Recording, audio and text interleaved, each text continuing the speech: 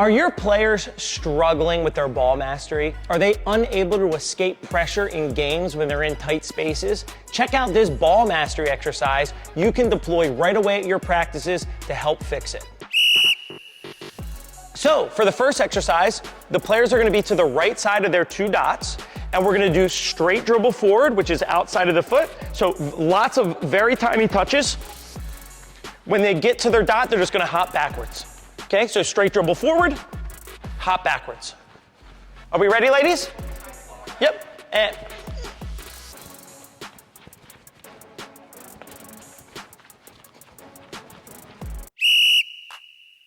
if you notice, they're gonna be on the opposite side of the cones now, using their left foot. Okay, that's very important. Most people don't realize it. The reason is because the cones are representing defenders. And so if the defenders are on this side of your body, you wanna use your left foot. When the cones are on this side, that means we're using our right foot, and it's just getting the players in the habit of using the correct foot in those situations, so it's not easy for the defender to nick it away. Okay, opposite foot, and go. Good, good. Good. Remember, girls, smooth beats fast. Smooth beats fast. The next thing we're gonna do is figure eights, okay? So now we're just making a figure 8 pattern with the ball, dribbling around the 2 dots.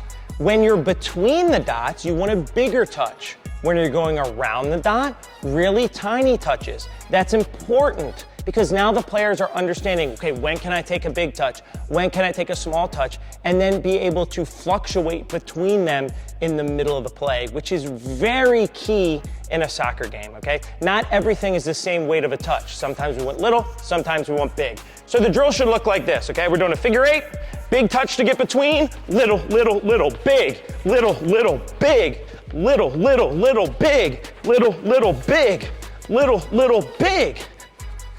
Are we ready? Figure 8s, right foot, go. Good, stay on your toes. Good, good.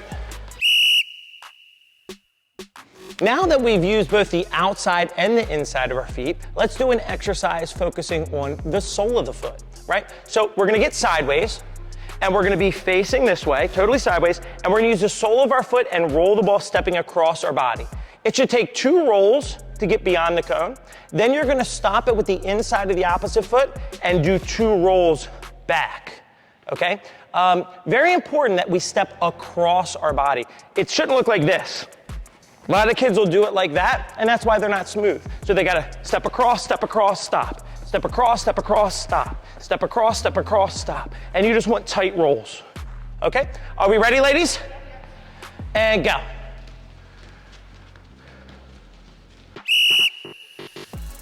Now for the next one, it's just gonna be roll, stop, roll. So you're gonna roll across, stop with the inside of your foot. I love this stop because in my mind, I'm freezing that defender.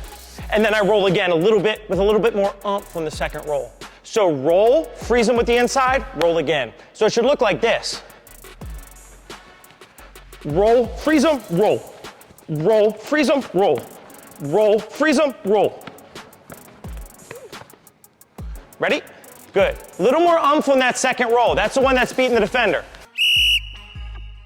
Okay, that was a simple ball mastery routine that you can deploy right away for your players. Feel free to play with the amount of reps or the time you make the kids do, right? I like to try to keep everybody on at least a 2-to-1 rest to work ratio, meaning I want them to work for 2 seconds every time they're resting for 1. So let's say if I made them do it for a minute straight, they would get a 30-second break. Okay, but these are very high-level athletes and players, and so you might need to adjust that based upon your individual team. Okay, so thanks for tuning in, and